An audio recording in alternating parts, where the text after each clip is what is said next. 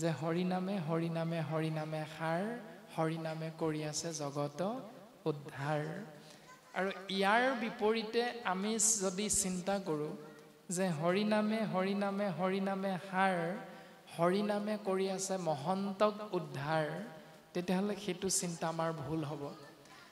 যদি আমি চিন্তা কৰোঁ হৰিনামে কৰি আছে ব্ৰাহ্মণক উদ্ধাৰ, সেইটো আমাৰ ভুল চিন্তা। যদি আমি ভাবোঁ হৰিনামে কৰি আছে ক্ষত্ৰিয়ক উদ্ধাৰ, যদি আমি ভাবোঁ হৰিনামে কৰি আছে বৈশ্যক উদ্ধাৰ শূদ্ৰক উদ্ধাৰ, এনেকুৱা চিন্তাবিলাক ঠেক চিন্তাৰ গণ্ডিৰ ভিতৰত থকা, এনেকুৱা চিন্তা কৃপালু গুৰুজন বস্তুৱে কৰা নাই। গুৰুজন বস্তুৰ দৰ্শন সমস্ত জীৱৰ উদ্ধাৰ। তেওঁ ব্ৰাহ্মণ কুলৰে হওক, তেওঁ ক্ষত্ৰিয় কুলৰে হওক, তেওঁ বৈশ্য বা শূদ্ৰ কুলৰে হওক, কোনো কথা নাই।